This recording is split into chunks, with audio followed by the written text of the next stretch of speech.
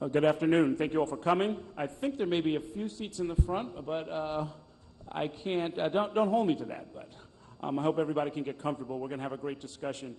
I'd like to welcome you all. I'm Errol Louis. I'm a columnist at the New York Daily News. I host a morning show on WWRL Radio here in New York. And some fans here. That includes a book club that has a number of different volumes that we go through pretty regularly. Let me introduce our panelists, and then we're going to have a discussion about the economy, the state of the economy, who's to blame, and what we can expect as we try and get through these difficult times. Justin Fox is an economist and economics and business columnist for Time magazine. Prior to that, he spent over a decade at Fortune magazine, including a stint as the magazine's Europe editor based in London. His first book, The Myth of the Rational Market, is for sale around here, I hear. Kai Wright is a Brooklyn-based writer. He's a senior writer for TheRoot.com and for a host of other publications. He's the author of Drifting Toward Love, Black, Brown, Gay, and Coming of Age on the Streets of New York. And Naomi Klein is an award-winning columnist and author of the #1 best-selling The Shock Doctrine, The Rise of Disaster Capitalism, which is being translated into 27 languages, I hear. So congratulations on that. Folks, we want to keep this a kind of a conversation, and then we'll invite you all to join us in the last 20 or so minutes. I'm curious, and I'd like to hear from each of the panelists. How did we get here? What do you think of where we are right now? There's a lot of talk about this being the worst recession since the 1930s. Others draw comparisons to other periods. Why, in your opinion, are we where we are? Who's to blame, if there's blame to be assigned? Was this inevitable? Was this cyclical? Did you see it coming? Why don't we start with you, Justin? This is a funky mic. First of all, I mean, this is the worst recession since the Great Depression, at least in the U.S., because I am sort of a data geek, and I like to look at all these releases when they come out from the Bureau of Labor Statistics and the like, and it's just, this has now surpassed the 70s recession, the early 80s recession. In terms of what, I mean, clearly this is a recession brought on by a financial meltdown. And, I mean, recessions happen, there are business cycles, and that's not ever going to be banished. But this particular severity of this one clearly had something to do with the rampant growth of the financial sector, and it's sort of, I don't know, going off on this tangent of its own that didn't have a whole lot to do with facilitating real economic activity. And that all collapsed, and that's happened before in different countries. It's happened before in the U.S. We're dealing with it differently this time, but and presumably somewhat better than in the 30s, but it's still pretty bad. Okay. I mean, I think certainly part of what brought it on is predation. We have been doing some reporting on it. I write for The Nation, and we cover a few communities that were targeted pretty hard in both subprime lending, and not just the subprime stuff, but the Alt-A and the whole host of junk mortgages.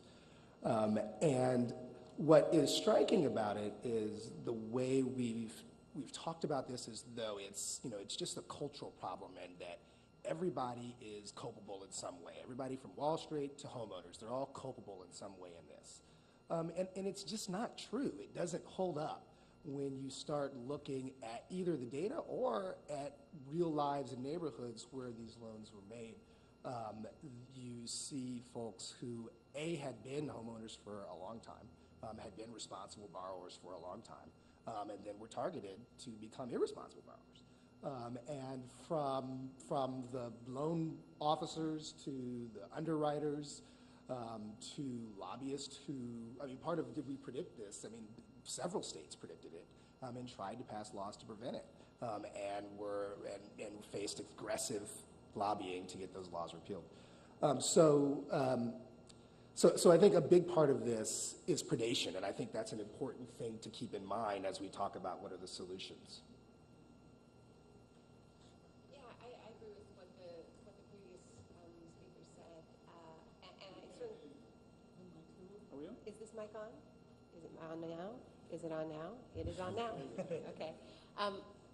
Yeah, I'm going to try not to repeat with what Justin and Kai just said, because I largely agree with it, and I think Kai's point is particularly important, that this language of shared responsibility is particularly insidious, because if it is everybody's problem, then it's nobody's problem, and there has been really total impunity for the people who are responsible. I mean, besides Madoff, there haven't been any prosecutions, and there haven't been any corrections. The New York Times has been reporting over the past couple of days that the financial sector has not been re-regulated, and so we have lost, and this is what's particularly important for us to understand at this 1 year mark, because we are at exactly 1 year from the collapse of Lehman, the collapse of AIG. This week was the horror week a year ago, and what we know from our own financial lives and what we know from the actions of huge institutions like the International Monetary Fund is when people really need bailing out,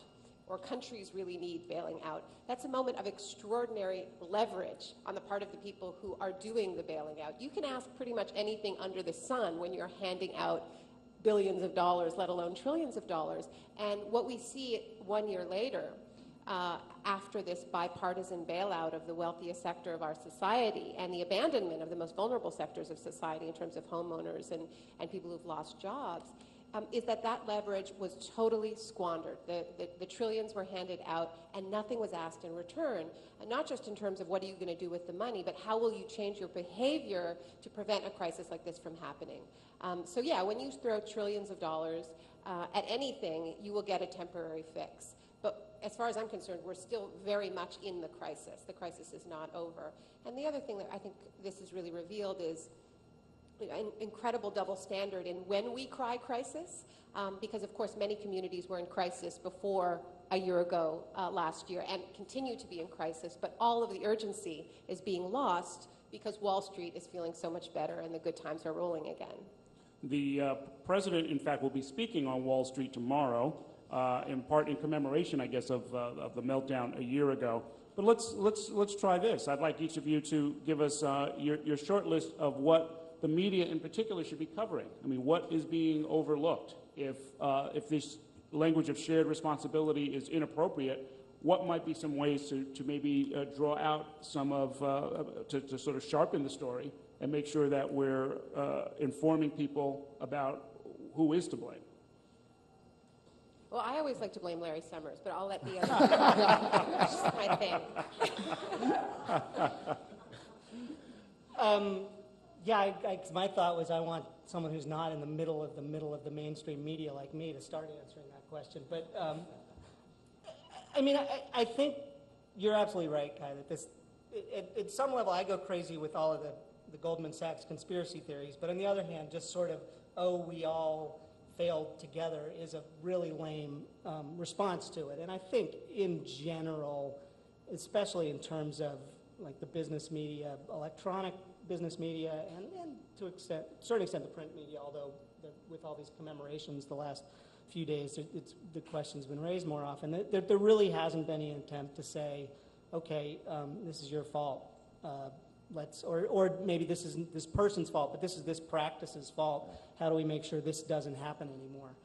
And I mean, and it's the kind of thing, I'm sure there are people out there writing this. I'm sure it's being focused on somewhat, but you pass that moment of crisis. I mean, I wonder, Naomi, is the problem that Hank Paulson did not believe in the Shock Doctrine and failed to use it against the banks? Hank Paulson believed in the Shock Doctrine, and it had a $700 billion price tag attached to it.